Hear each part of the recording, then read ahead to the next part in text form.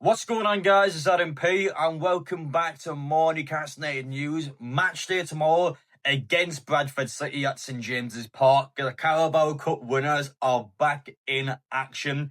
This time next week, I will be in Belgium. We're going to be in Brussels, of course, for the Union SG game. I'm going to be at the fan zones. We're going to show you all the Champions League exclusive content out on tour. So make sure, if you're new around here, to get down there, hit the subscribe button so you don't miss out on any content abroad watching Newcastle United. Let me know in the comments section if you will be making the trip over yourself. Please do get in touch. Appreciate your support as always, and let's get into things. Starting off, going back to the Bournemouth game, 0-0 draw. I mean, if you take the context away from this season, a 0-0 draw against Bournemouth away, to be honest, 4 clean sheets in 5 games. Newcastle has currently one of the best defensive records in the Premier League. It's actually been an okay result. Performance-wise, again, it's the same story. We just aren't scoring goals and we aren't creating chances with the attacking players that we have. And I'm going to be real.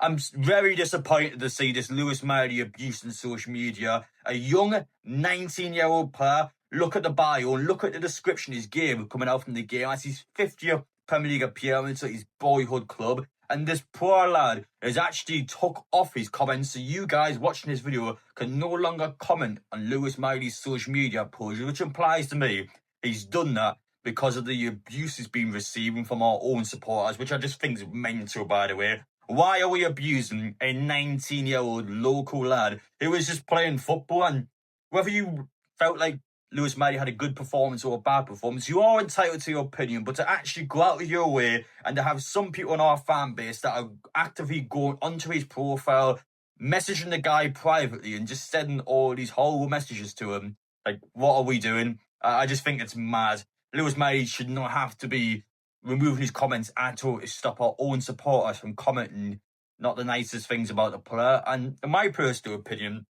I didn't even feel like he had a bad game. He certainly didn't have a match where he's justified any form of abuse coming out from the game. And I remember well, there was Newcastle fans 2 years ago that were slagging Elliot Anderson off, saying that he's not good enough to play for this football club. He's never going to achieve anything in Newcastle now. Look at where he is now. Look at how good he is for Nottingham Forest. Would Elliot Anderson get back into Newcastle United's team today? Yes. Top quality player and currently one of the best performing players in the Premier League. Sean Longstaff last season, again, amongst our fan base, we all called him out. We always said he wasn't good enough. We always said he wouldn't get anywhere in Newcastle now. I'm telling you now, I actually feel like Sean Longstaff currently would be a better option than Joe Willock. When I look at Sean Longstaff, you look at him again this season, left Newcastle United, and this was a player who stated on social media to sell him because of PSR issues. So this is a player who's actually sacrificed himself to Newcastle United, so long term we wouldn't have PSR struggles, and this is a player who was sold for pure profit, and he's done it to help the football club out. He then dropped a man-of-the-match performance against Newcastle United earlier this season for Leeds, who is by far the best player on the pitch. Yet again, last season we said that this player would achieve nothing at this football club, where deep down he scored huge goals for us, and again it's probably a better option now than Joe Willock. And when you look at Lewis Miley, history is just repeating itself again. Why are we going after our own players, and why is the supporters on social media? And I know for a fact in real life, every single person is sound. We wouldn't slag our own players. This is a social media thing where we just seem to be going after Newcastle players, is digging into our own players. And this is a player as well who's good. Lewis Miley's good. He's by far one of our best youth prospects that we've got out for years from our academy. And he's someone who, despite his young age, has been playing for Newcastle for a couple of years now. He's exceptionally good for being 19 years old, and he will continue to improve with his football club. At the same, had to remove his own comments to prevent anyone from commenting on them. Is a real shame. I'm not happy at all to see us on social media. He doesn't deserve it at all, and it's not on. What happened to "We'll support you evermore"? That's a chant we sing at the away days. What happens to "We support you evermore"? Because I'm not seeing it here. And the fact that a 19-year-old local lad has to delete his own comments is not on at all. And speaking of our players from the Bournemouth game, Bruno updated us on social media. After 68 Premier League games in a row, my run has come to an end. I would love to make it to 100, but sometimes we have to take care of our own body. Great point away from home. See you soon. Sounds like a precaution from Eddie Howe, realising that Bruno wasn't 100% from the Barcelona game and deciding not to play him at all. I'm expecting it against Bradford City tomorrow. I reckon he'll start. I think one of your main midfielders will start, so it'll probably be Bruno in the middle, and then Miley, Willock probably alongside him in that middle area. And it's a chance for Newcastle to have a real opportunity of getting some progress in a cup competition. And Bruno, when you look at his ability in Newcastle, when you look at his contributions as well, his 68 matches in a row is serious longevity. We've always been a club historically. It tends to have quite a few injury-prone players in there. And to see our captain be able to do 68 games in a row is an impressive feat. And when you look more in depth to Bruno's stats as well, Newcastle actually has a 56% win ratio out of 157 games when Bruno is playing. But when he's not playing, we have a 9% win ratio. That is a definition of a must-have player, a definition of someone who is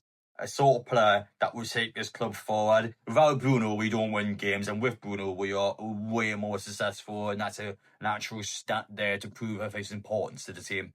Eddie Howe conducted his press conference today ahead of the match tomorrow against Bradford. Not an awful lot to take away from the press conference. I feel like the biggest thing to talk about is the Johan Wissa situation, of course.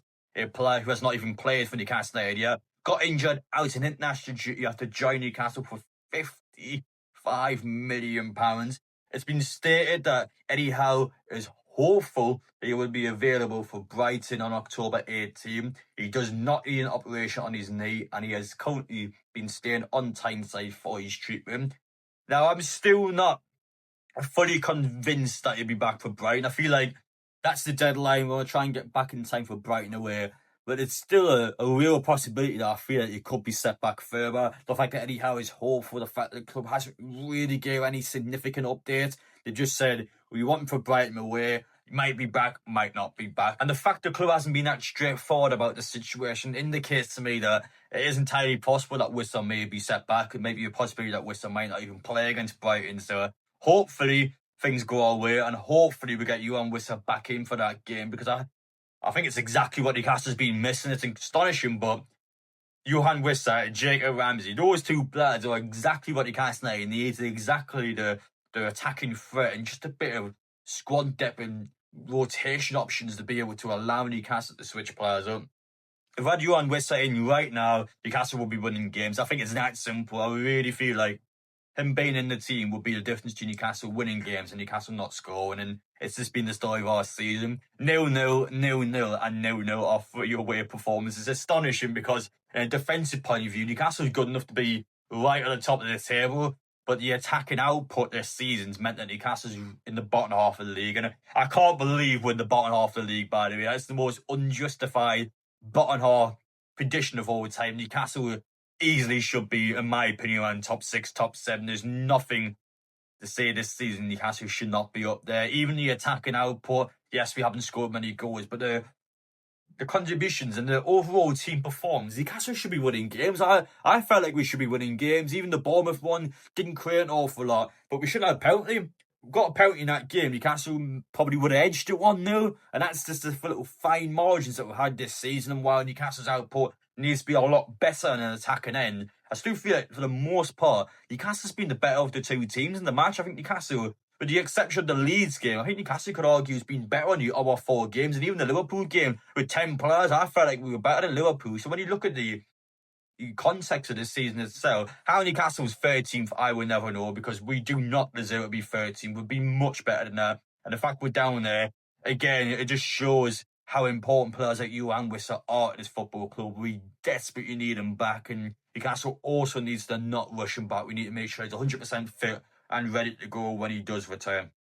As for further updates behind the scenes, Newcastle United supporters trust issued a statement to Newcastle United about wanting clarity, wanting transparency over all the tickets inside the football club. And this comes off the back of what's been a couple of bad weeks for Newcastle United in terms of ticket structure and what's going on. Of course, we had a major scandal a couple of weeks ago regarding schools up in Dundee getting the Barcelona tickets, which Newcastle then issued a statement banning over 100 season tickets, going into detail about how they weren't aware of this and they went out of their way to sort this issue out. And even on a personal level, I missed out on the Bournemouth game last weekend because of this new away ticket structure when you got to declare interest, a 24-hour window where you got to declare interest in wanting to attend the game. Now, I personally missed that.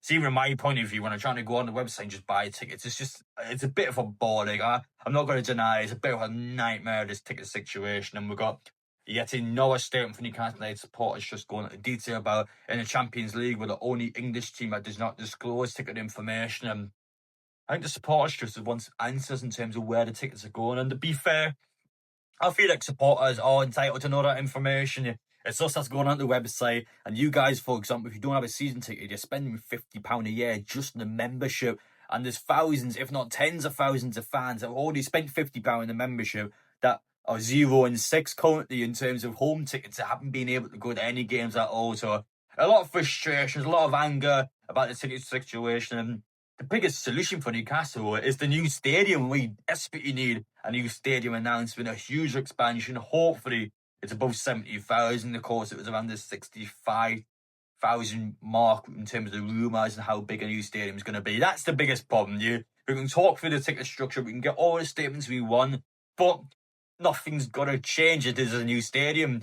There can't be more people coming inside the ground. You have to have a new stadium in order to get tens of thousands of extra people then able to get season tickets, and hopefully Newcastle can then sort everything out.